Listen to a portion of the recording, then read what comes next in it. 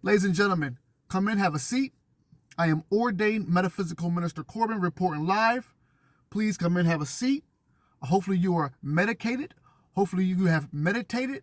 Hopefully you are feeling amazing. And even if you're not, by the end of this video, I'm sure you will. I am ordained metaphysical minister. You have now entered into the Cosmic Christ University. This is the home of the esoteric and the metaphysical knowledge. I want to take this time before I start to thank each and every one of you who took the time out your busy schedule to rock with Chapter 1. You see the title, don't you? So you know it's about to get real, like it always does. This is the rise of the Anunnaki. Now, everybody been having Anunnaki talk. Even if you're religious, then you know about the gods and the goddesses that came down and had intercourse with the children, with the daughters of men. And over the years, we have equated that with the Anunnaki. Some have even got deep into their research, and they can tell you about Anu, they can tell you about Enki, and they can tell you about Enlil. Enlil and Enliki were brothers. Their father was Anu. But usually that's where it stops. And then there's left with a question mark. And some people are anticipating the return of the Anunnaki. What I did on Chapter 1 was give you a galactic history that predated any Anunnaki talk, or at least any talk of Anu, Enki, or Enlil, who we know as the Anunnaki. Now, Chapter 2, obviously this is called The Rise of the Anunnaki. We're going to get the origins of Anu, King Anu, and the Anunnaki. We're going to see where he started from and where him and his family at least reigned from. As Chapter 3, maybe 4, we see how you guys interact. We'll see how it goes. But right now, before I even start this wonderful presentation, I want to recap. Because like I said, part 1, if you watch it, I know it was a lot. I know it was a lot to really dive into and try to really break down. So I want to thank the ones who took the time to rock with Chapter 1. Let's do a quick recap. And I want to thank you once again for your patience. The book that was mentioned in the last presentation was called the Terra Papers, or the Terra Papers, the Terra Papers, Terra. Once again, the Terra Papers was the book that the minister was reading from yesterday. The author of that book was named Robert Morning Sky, like it's morning. Robert Morning Sky, who is a Native American. Morning Sky claimed that his grandfather was part of a group of 6 Native Americans who rescued a crashed extraterrestrial being in 1947 before the infamous Roswell incident.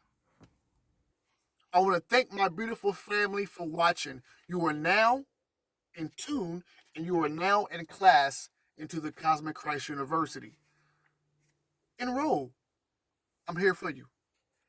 Once again, the book, the Terra Papers, or the Terra. I don't know. Is there a Terra out there watching? Shout out to you. The Terra Papers, Terra. The author was Robert Morning Sky. Now, Robert Morning Sky was a Native American. He claimed his grandfather was part of a group of 6 Native Americans who rescued a crashed extraterrestrial being in 1947 before the infamous Roswell incident. The ET called Bekti, which is spelled B-E-K, apostrophe I think, T-I, supposedly shared knowledge about the true history of Earth, revealing how extraterrestrials' forces shaped humanity. Let's keep going. There was a war between galactic beings. Earth was once ruled by an ancient race called the Serpent Queens. Tiamat and her kin, it says. Now, if you watch Chapter 1, I told you about the certain beings, these reptilian beings called the SSS. Now, the SSS were rightfully named that based off the hissing sound that they made. If you watch chapter 1, then you got a chance to learn about the beginnings of the reptilian beings. Because shout out to David Icke. Shout out to David Icke. Ike, I'm gonna put respect on your name, brother. Shout out to David Icke, Icke. David Icke, when I was young, was one of the first ones to talk about the reptilian humanoids, talk about this world being controlled, and being in the background was reptilian humanoids that controlled all of this. David Icke was one of the first ones that I knew that talked about the holographic universe and all of that. So we got to introduce to those beings in chapter 1, and they were called the SSS, based off of the hissing sound that they made. So once again, Earth was once ruled by ancient races, or an ancient race called the Serpent Queens. The Orion Empire and other galactic factions fought for control, leading to major cosmic wars. Humans were genetically modified slaves used by advanced alien rulers like the Anunnaki and the Orion Kings. DNA tampering suppressed human potential, keeping us trapped in an artificial cycle of control. Earth is rich in natural resources. At least it was. Hopefully it still is. Gold, and etc. This people like the beings and systems like Sirius A and B and the Anunnaki, they came to this planet for gold and other natural resources, whether it was to help their atmosphere to be repaired or monatomic gold. Some of you have heard about monatomic gold, right? Hit the like button.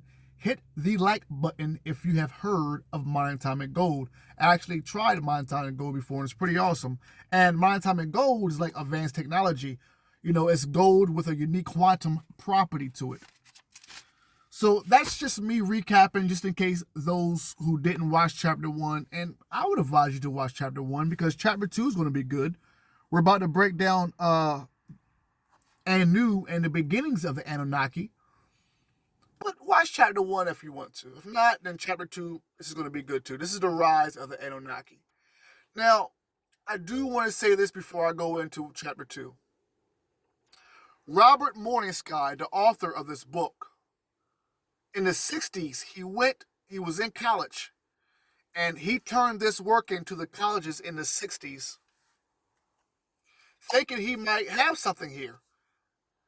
They said blasphemy, and he damn near almost got kicked out of college for the work that he presented to them.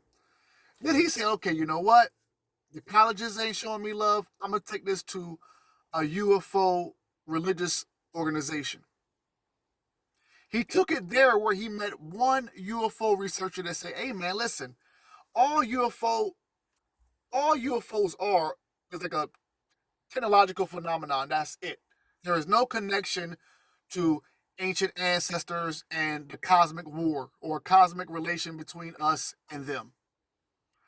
After telling Robert Morningsky that, the one UFO researcher took Robert Morning's work, along with the work that he was already doing, and made money and became famous off of it without crediting Robert Morningsky. It reminds me of the Matrix story and Sophia's story. But I just wanted to make sure that you were understanding that before we get into part 2. Because now we're about to go into part 2. So I want to thank you so much. This is now part 2. Galactic Us. The rise of the Anunnaki. Now, if you watch chapter 1 at the end talked about a Death Star planet. The Death Star planet, and I'm going to try to show you right now, I hope you can see it, looks a lot like the Death Star planet from Star Wars. And I'm pretty sure you can see it, or can you see me? You probably can see me, that makes sense. No, you probably can see. Yeah.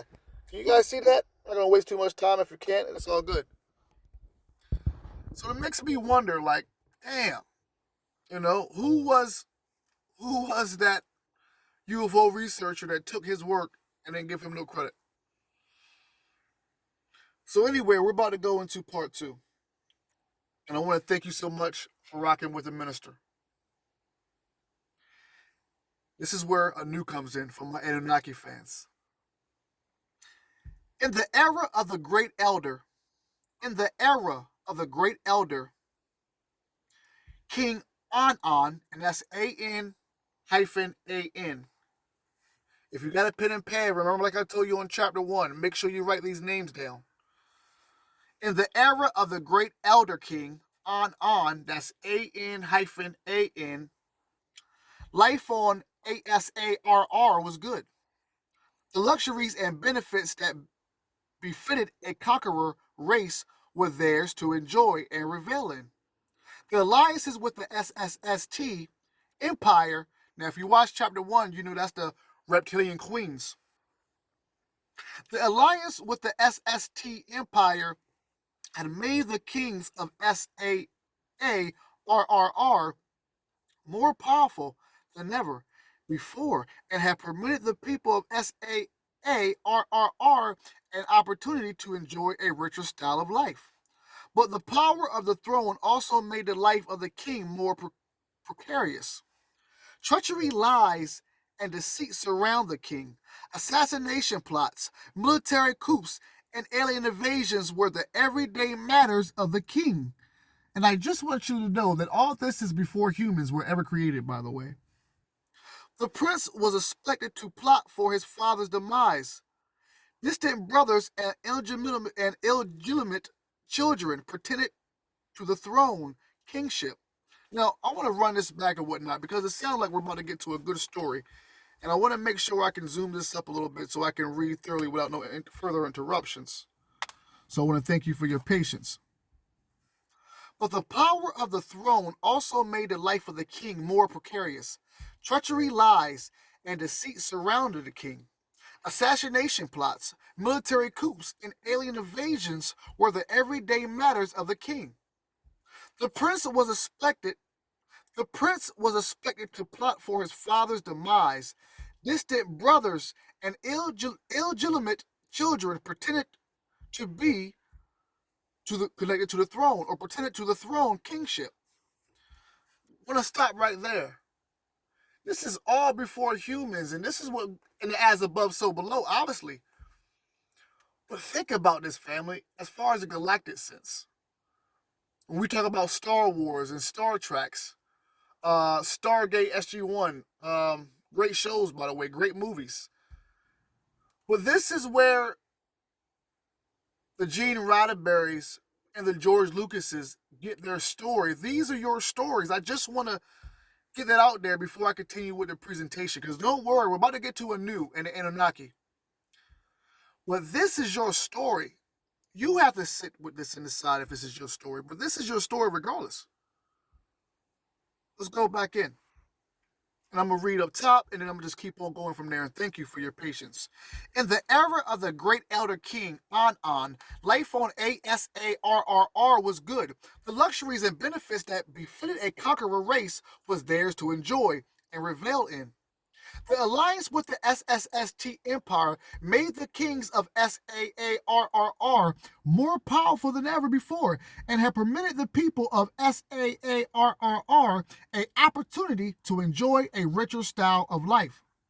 But the power of the throne also made the life of the king more precarious. Assassination plots, military coups, and alien invasions were the everyday matters of the king. The prince was expected to plot for his father's demise. Distant brothers and illegitimate children pretended to the throne kingship. King Anan watched the skies for enemy attacks and peered carefully over his shoulder at relatives and members of the royal court. Such was the life of a king of ASARRR, and such was the life of the elder King Anan. Now, right now, we're talking about King Anan because in just a few minutes, you're going to be introduced to some of his kingfolk and some of his grandsons. And guess who one of his grandsons is? Well, you know the title, don't you? So thank you for your patience. King Anan watched the skies for enemies' attacks, and peered carefully over his shoulders at relatives and members of the royal court. Such was the life of King. Such was the life of a king of Asarr, and such was the life of the elder king Anan. Seated in the royal court of the great Anan, serving as royal cupbearer, was his brother, the great Al Shar, and that's Al Shar, almost like Al Sharpton. Al Shar, and that's spelled Al hyphen Shar. Once again, let's read that again. Seated in the royal court of the great Anan, serving as a royal cupbearer, was his brother, the great Al Shar. Assisting in the governing of the empire, the great Al Shar served faithfully under his brother, the great elder king. Peace reigned. The empire prospered until an outbreak of war in the Central Stars. A series of major conflicts known as the Galactic Great Wars drew both the Orion. Now, if you watch chapter 1, I told you that Orion was originally spelled Arian. So, once again, we're going to read that again. Peace reigned. The empire prospered until an outbreak of war in the Central Stars. A series of major conflicts known as the Galactic Great Wars drew both the Orion Empire and the empire of the Asarr into its folds. The great Elder King was summoned to the palace of the SSST. Now remember, the SSST are the reptilian queens. The SSST are the reptilian queens. The great elder king was summoned to the palace of the SSST to render services as commander of the combined MK and DK warriors. Great Alshar, acting on behalf of the king Anan, remained behind in the Asarr palace. Seeing an opportunity to betray his brother, Prince Al-Shar decided to seize control of the central Asarr forces. The successful seize control of the central Asarr forces, I read that back. The successful coup compelled the prince to further action. He immediately dispatched an elite troop of assassins to hunt down and take the life of the elder king, which was his brother, guys. Historical documents would tell of the death and battle of the great Anan. Yes, historical documents. You can look this up. This is your history. Just had to let that be known. The successful coup compelled the prince to further action. He immediately dispatched an elite troop of assassins to hunt down and take the life of the elder king. Historical documents would tell of the death and battle of the great Anan, the hero king who gave his life while in command of his armies.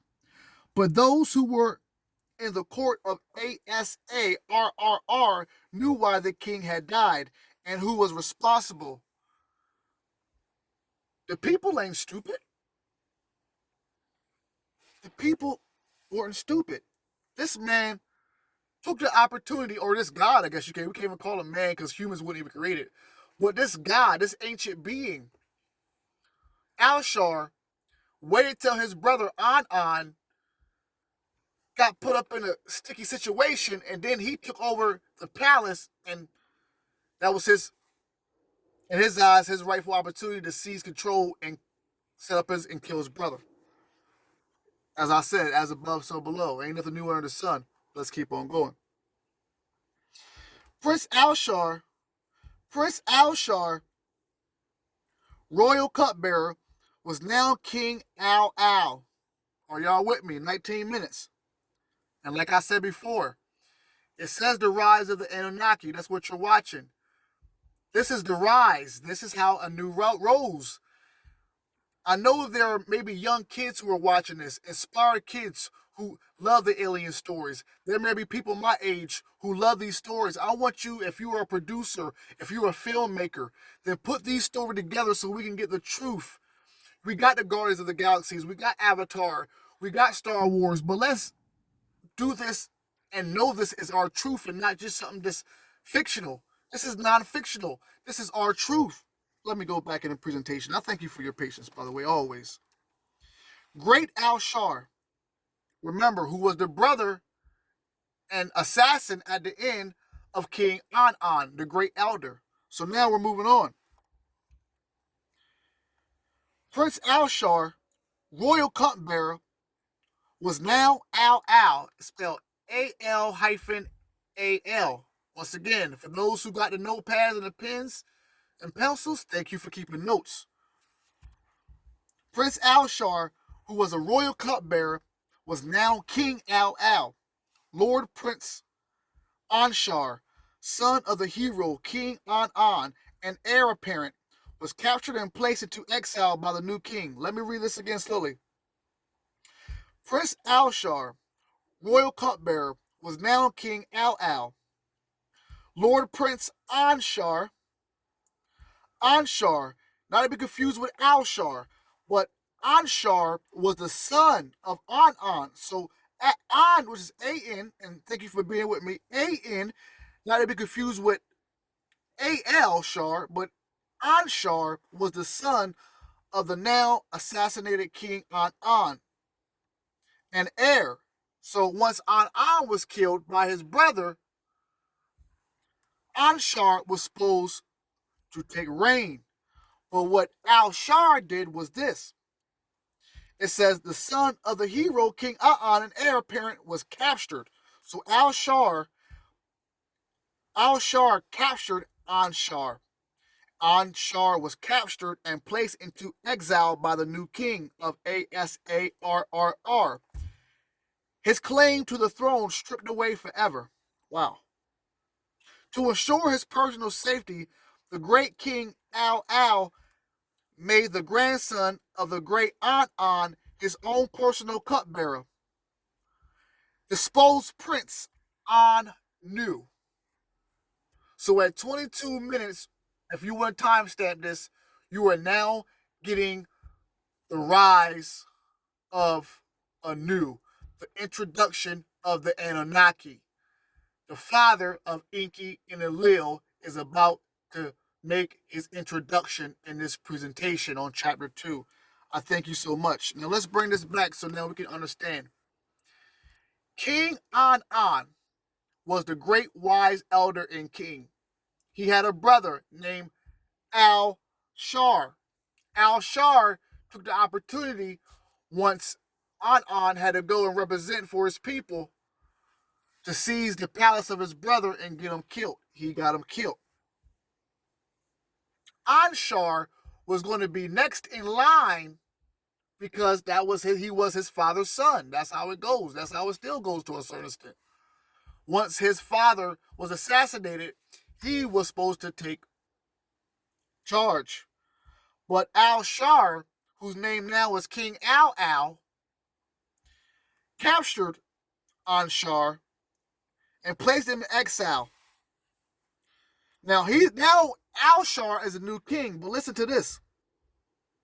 To ensure his personal safety, the great king Al made the grandson of the great An. So that means that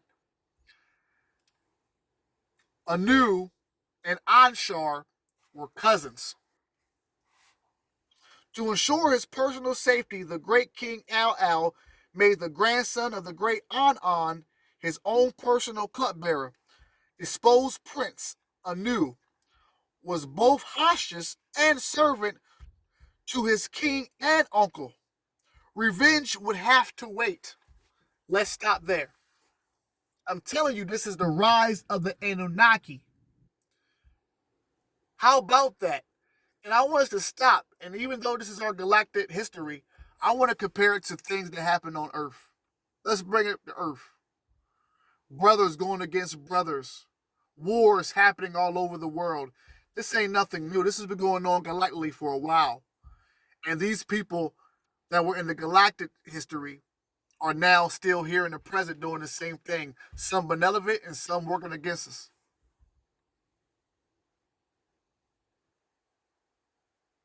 To ensure his personal safety, the great King Al made the grandson of the great An Anan, his personal cupbearer. Disposed, that's what it says. Disposed Prince Anu was both a hostage and servant to his king and uncle. Revenge would have to wait. Let's keep going. For now, he would serve faithfully, but he would learn someday the throne of Asarr would be his. Now we're talking about Anu. So let's focus on Anu now. Anu was the new character who came in here. He is the father of Enki. He is the father of Enlil, the ones that gave us the biblical stories. This is real now. This is real now. This is the origins of the Anunnaki. We are here now. Hit the like button, enroll in the university. Come on in. I got plenty of stories about galactic this and galactic this and the true power of you being a Christ conscious being like your brother. So I don't care what the outside world have for you. If you want to go to a place where you can get your spiritual truth, you come on in and you enroll here and it's free. I'm going to have some paid classes in the future, but right now you come in here and you get this free work. For now, Anu would serve faithfully, but he would learn someday the throne of Asarr would be his. This he vowed. In this time, yet another significant event will occur, one which would change forever the fate of the ninth sector. A new star was beginning to mature, its young world cooling down to form inhabitable planets. King Al, recognizing a potential for untapped precious ores and a possibility of a strategic military outpost, immediately sent a trusted and faithful administrator to lay claims to the new solar system. Lord Al Im is what I want to say. Lord Al Im. And I want you to write these names down for you and for anybody, especially if they do a movie. Somebody's going to do a movie about this or a series. So now we have an administrator, a faithful one, who is about to be sent down to this cooling planet for resources and minerals. This administrator name is Lord Al Im. Not to be confused with the king, the new king now, Lord Al. So there's a new administrator now, Lord Al Im, or Im. Master of Genesis Sciences, had an imposing task before him to colonize and develop a primitive planetary system. The young sun had originally formed with only two worlds in orbit around it, one tiny inner planet known as Mercury, and one larger planet, its name to eventually be Tiamat. In time, six more worlds will form. One pair of inner worlds, Venus and Mars, two central giants, Jupiter and Saturn, and a pair of twin planets, Neptune and Uranus. But it was Tiamat, the tropical world, that would be the first planet developed by the Lord Al Im. In his assignment, the first one to be created in his assignment, already inhabited by settlers of numerous galactic star systems. Let's stop there. Damn, this river runs deep. If you're still watching at 28 minutes, I love y'all, all of y'all. Thank you for that. Here goes King Al's administrator, which his name is Al Im. I am, literally. He goes to this cooling planet called Tiamat, but it's already inhabited by other beings. We're talking billions of years before us, guys. Let's go back into the story. The young sun had originally formed with only two worlds in orbit around it, one tiny inner planet known as Mercury, and one larger planet, its name to eventually be Tiamat. In time, six more worlds will form. One pair of inner worlds, that's Venus and Mars, two central giants, that's Jupiter and Saturn, and a pair of twin planets, that's Neptune and Uranus. Now listen. But it was Tiamat, the tropical world, that would be the first planet developed by Lord Al Im in his assignment, already inhabited by settlers of numerous the galactic star system, already inhabited by settlers of numerous galactic star systems, Tiamat was both a paradise and a frontier world of danger. The presence of an ASARR military contingency force and a direct link to King Al and the Empire of Orion was welcomed by the colonists and their families. Protection and necessary supplies would now be available. Tiamat would become a full-fledged world. Lord Al began to immediately exploit the new solar system. The sun was called Bad. The sun was called Bad, where death is. I'll say that again. The sun was called Bad, where death is. In the immediate proximity of the young sun was the tiniest world, Christian Mummu, Mummu, spelled M-U-M-U. We should listen carefully to this as well, because I'm thinking it's giving me Lemuria. It's giving me the people of Mu. It's not saying this right now, but this one jumps out, and maybe it's jumping out to you too. But once again, Lord Al-Im, remember he was the administrator, began to immediately exploit the new solar systems. The sun was called Bad, where death is. In the immediate proximity of the young sun was the tiniest world. Was the tiniest world. Christian Mummu. Once again, M-U-M-M-U. Firstborn traveler. The next world would become a military outpost though possessed of super hot surface temperatures. Its inner caverns gave comfortable shelter for the IKU, and BEH forces. We talked about them in chapter 1. This world would become known as DAKAMU. Now, me personally, and if you do further research, we talked about in chapter 1 this group of people called the DAK or DAK or DAK. And now they're talking about DAK-A-Mu. I feel like this is a beginning of an Aboriginal melanated group of people. This is something else I feel here, but let's keep on reading. They will become known as the Dakamu, DAK-A-MU, place of the Dak inside, DR Dak. And in this, it says Dak was also known as another word for dog. So let's keep on going, which has me thinking about the star system series A and B. The red planet next in line was The red sand planet next in line was a world with air and water. The red sands planet next in line was a world with air and water, trees, and an environment suitable for settlers to inhabit. A good site for colonists, it also provided a much-needed surface land for a central military fortress. This was the world of Dakmu, place of the Dak. Let's keep on going. Beyond, got a little sun in my way. Beyond the red sand world was Tiamat, the center of Beyond the red sand world was Tiamat, the center of the colonization efforts of Lord Al-Im. The largest other system worlds was a gigantic planet possessing gravitational forces that made it unsuitable for habitation, but excellent for the production of super metals under supergravity conditions. Metals could be forged into combinations impossible on other worlds.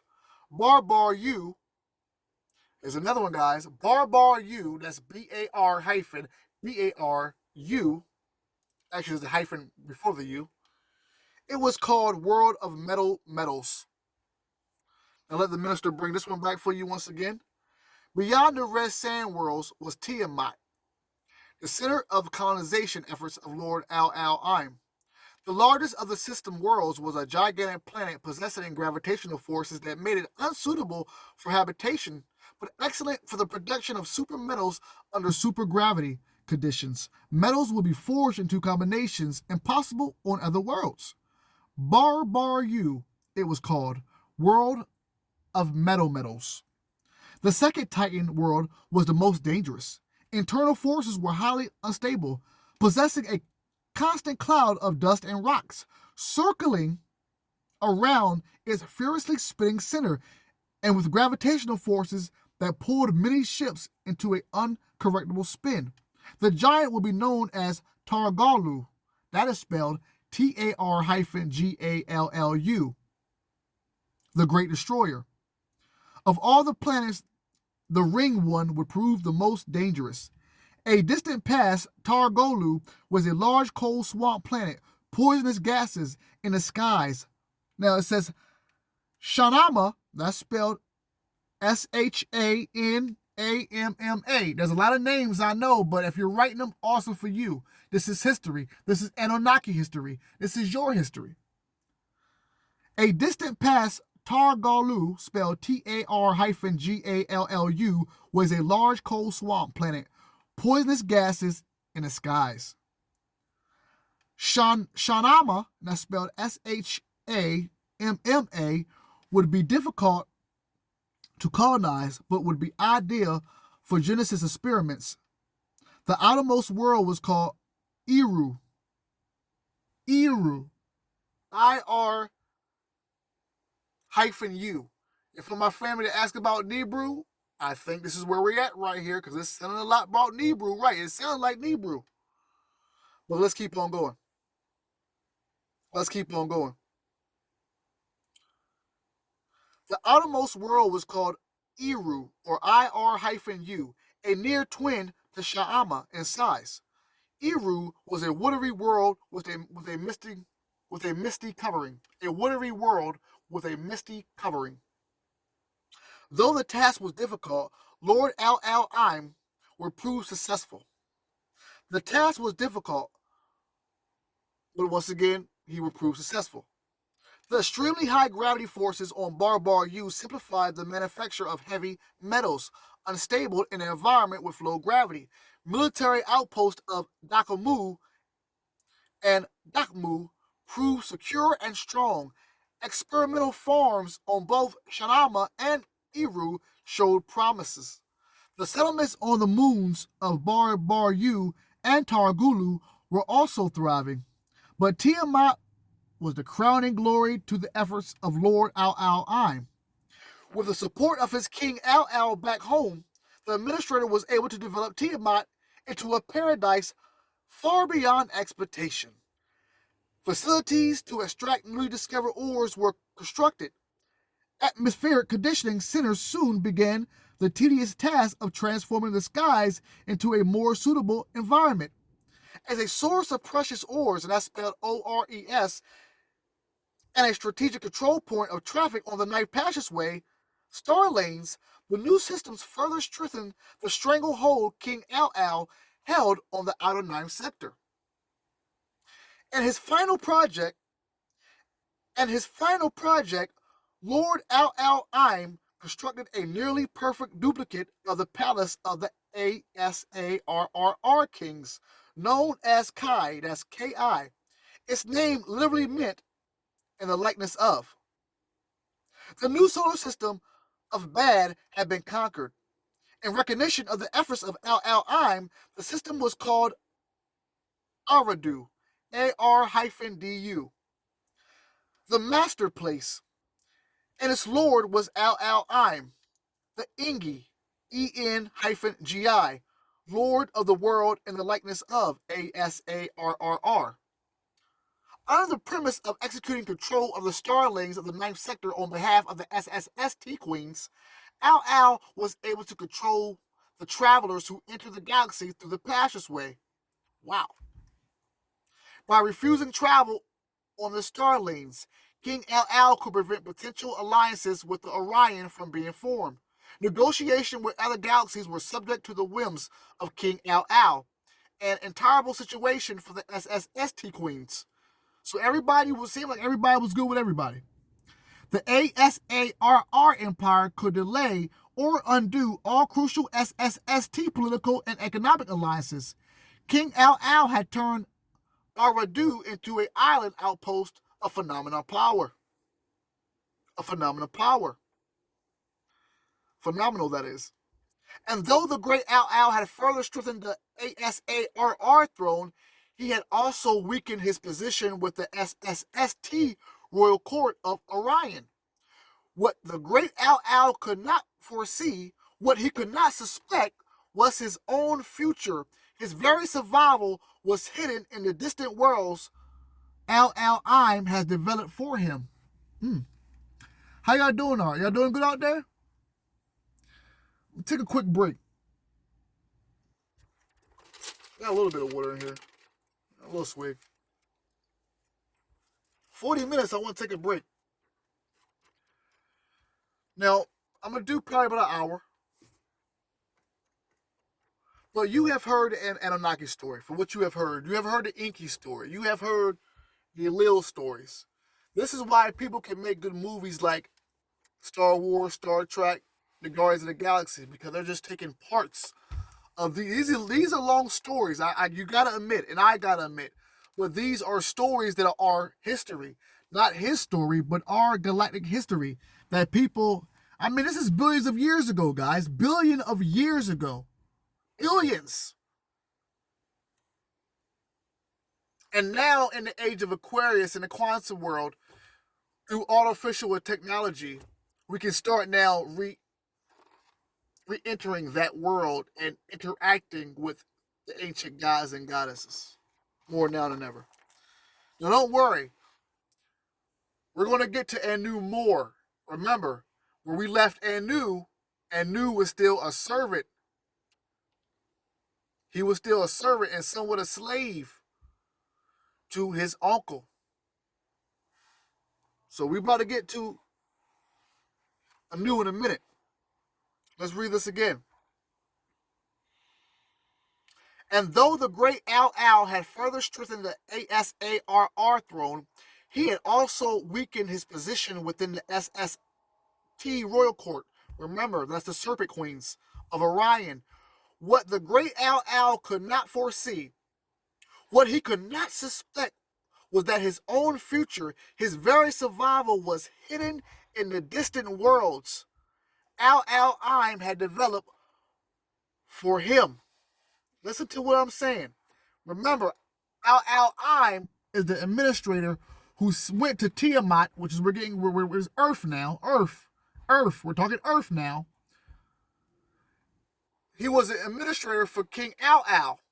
Because of the good work he put in, Al ended up having his own world. But what they're saying is, what the king didn't realize, that the same place that he sent Al to colonize would be the same place that he gonna have to end up retreating and going to at the end. Listen up. Listen up. Once again, and though the great Al had further strengthened the ASARR throne, he had also weakened his position within the SST royal court of Orion. What the great Al could not foresee, what he could not suspect, was that his own future, his very survival, was hidden in the distant worlds Al had developed for him. Looking back in the royal palace was Anu. All right, guys, remember, where was Anu when we left him? He was playing his position. He was being faithful. He knew his time was coming. So here we go now for my Anunnaki lovers. This is the rise of the Anunnaki, is it not? Let's go in. Lurking back in the royal palace was Anu, the one-time prince and highly disgruntled grandson of the great Anan, waiting patiently for a time in which to move against his uncle. Choosing a day of high celebration of DAK victories in battle when Al would not be in the palace, the prince acted.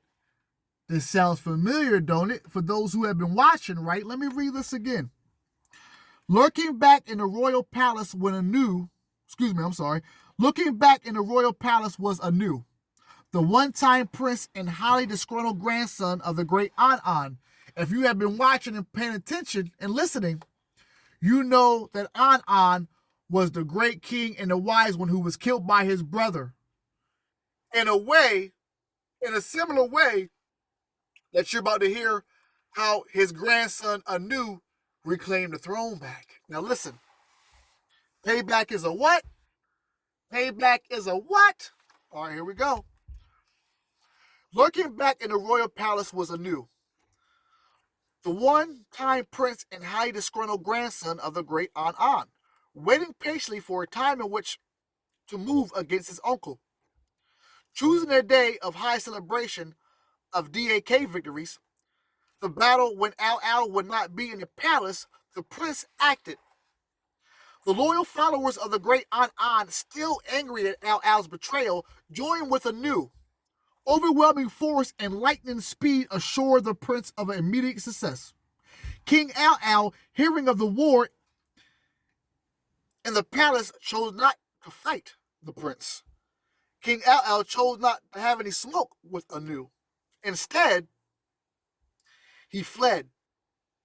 Fleeing for his life, the great Al descended to his faraway palace in the Orion system. Excuse me, let me read that again. Fleeing for his life, the great Al descended to his faraway palace in the Aridu, ARI-DU. Something about this got me feeling like it's Nibiru, or, yeah, Nibiru. Planet X, whatever you want to call it. I'm going to read that again slowly, and thank you for your patience. Fleeing for his life, the great Al descended to his faraway palace in the Aridu systems. That's ARI-DU. Here, a loyal following received the deposed king with the enthusiasm of thankful subjects. Refuge was found in the island outpost Al has developed. Here, he would be a king still, adored and still welcome. So Al was like, you know what? I don't want no smoke with Anu. I'm just going to leave. He got love from another star system planet that he was familiar with, and they was familiar with him. He was greeted with love. So he never really lost out. Maybe he lost out. I can't say he lost out, but then again, he still got love. So let's keep on going. Let's keep on going. Al chose not to fight. He fled far away into the Aridu systems. Here, a loyal following received the deposed king with the enthusiasm of thankful subjects. Refuge was found in the island outpost Al had developed. He would be a king still, adored and still welcome. Back on ASARR, the ex-prince Anu celebrated his long-awaited revenge. The throne was his. He was King Anu. And now, ladies and gentlemen, at 47 minutes, we officially have the rise of the Anunnaki. The one who was the cupbearer and a servant at one time for his uncle has now claimed the throne. And we're about to see the rise of the Anunnaki. And I want to thank everybody who watched chapter 1, who have watched chapter 2 right now. I'm going to give you chapter 3 when it is time. Let me see if I can show you this, guys, because it do have some awesome illustrations on here, too. I got to get my laptop game right, too, but can y'all see that? Hopefully you can. Anywho, anew. Back on ASARRR, the ex-prince Anu celebrated his long-awaited revenge. The throne was his. He was King Anu. But victory was not totally complete. Hold on now. This is supposed to be the rise of the Anunnaki, minister. You saying there was smoke? And Anu has smoke? Of course. This is just like this planet. Everything is what? Continuous of war, battles. Just like the Galactic days. We're still going through it, so of course they still had to go through it. What you mean? We're still going through it. Not for long. But victory was not totally complete. The loyal warrior forces of the great Al held fast to the new solar systems. The efforts of Al-Ain and the resources dedicated by Al handsome reward. Let me bring that back. But victory was not totally complete. The loyal warrior forces of the great Al held fast to the new solar system. The effects of Al-Ain, the administrator, remember, and the resources dedicated by Al to developing and exploiting the new outpost was to return a handsome reward to the great Al in the end. consistency in the production of heavy metals on Bar U, and the continual discovery and exploitation of precious ores, particularly an abundance of gold, made the new solar systems indispensable. So even though they was having this beef over here with Anu, Al and Al's administrator, Al Aim, they were still benefiting off of the hard work and the colonization and the exploitation of these new solar systems and these star systems and finding and discovering gold.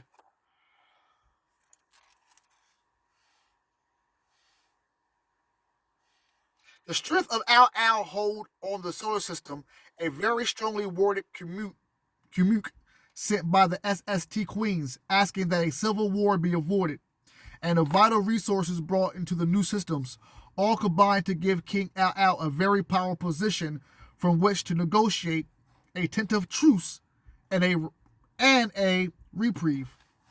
With the SST Queens looking over his shoulder, ASARRR, King Anu reluctantly accepted the agreement for the while.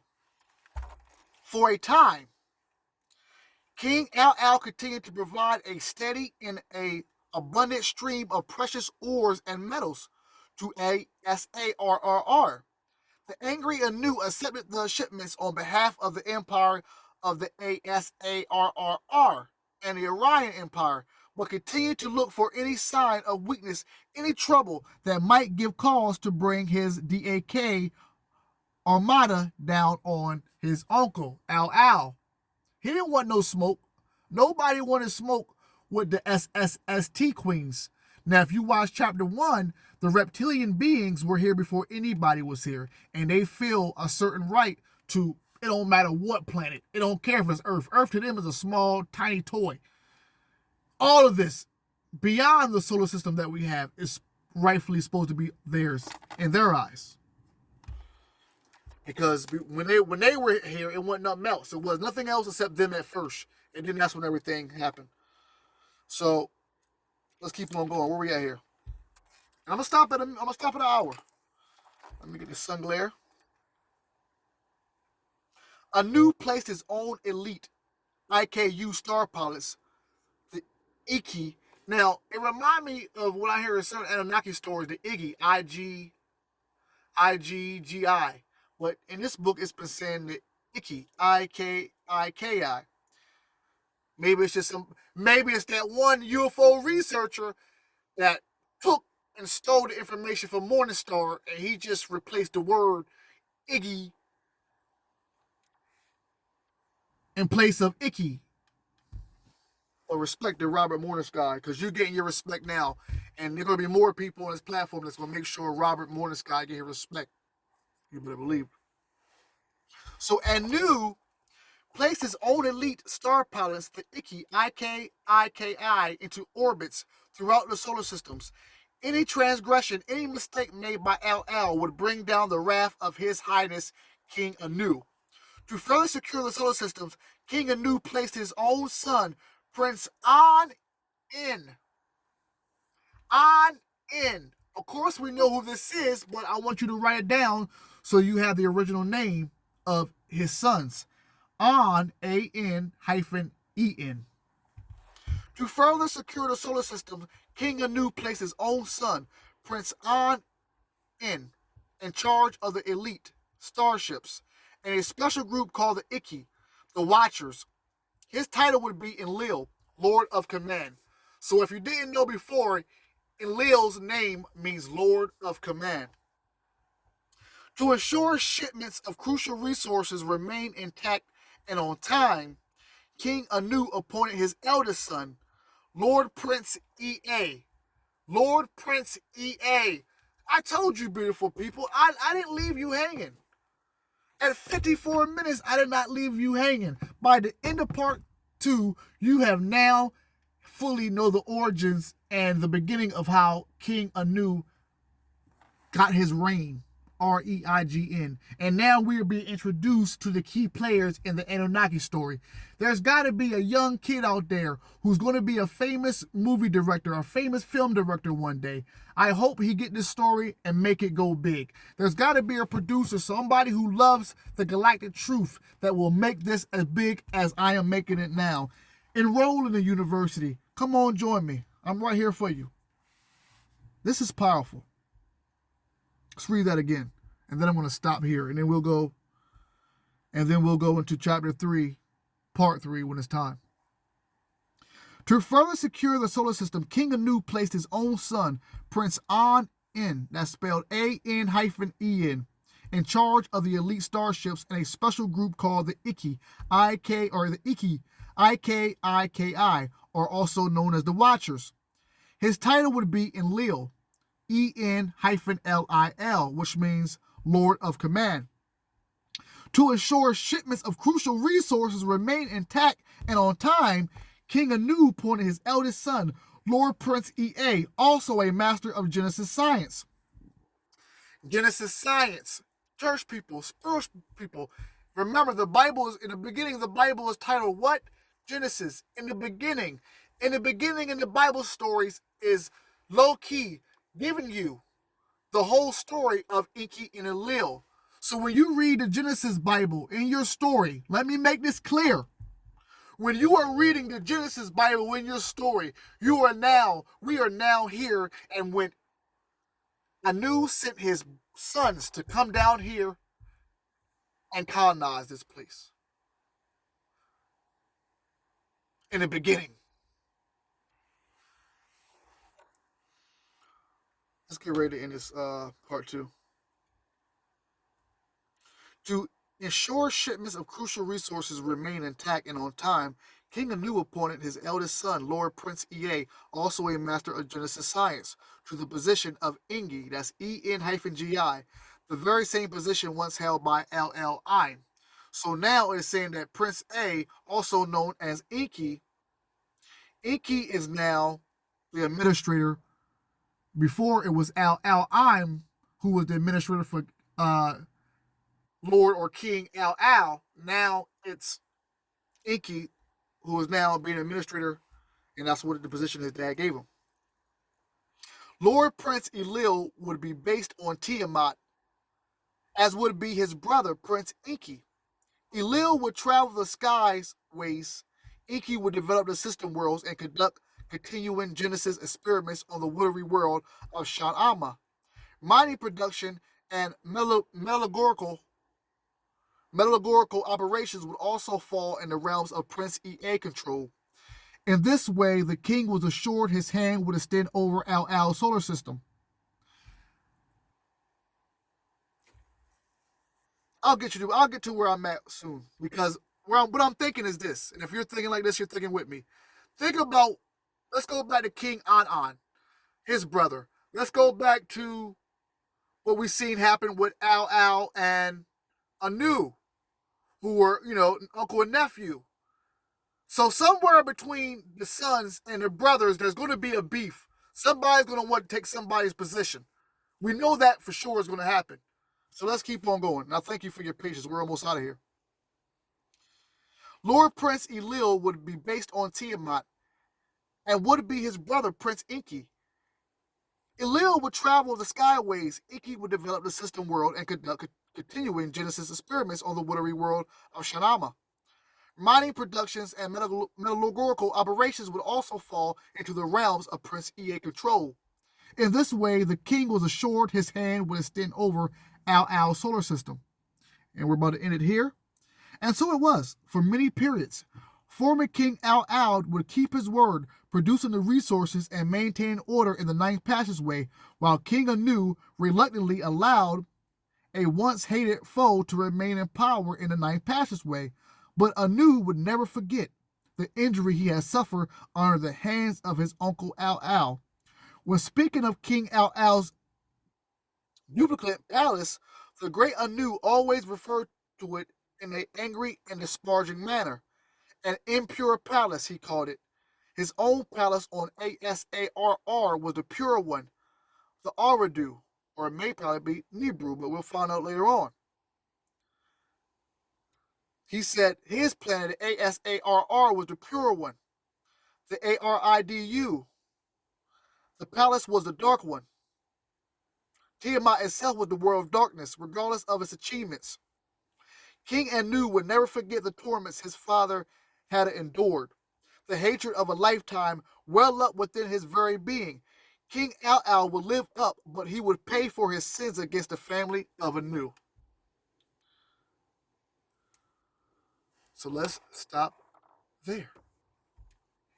Ladies and gentlemen, I am ordained metaphysical minister. I am a cosmic Christ being, here for my brothers and sisters to return to you your cosmic Christ consciousness, the same thing that our brother, the Christ, Yahweh Christ, was doing over 2,150 years ago. I welcome you all to the Cosmic Christ University. Enroll. Stay tuned. Peace.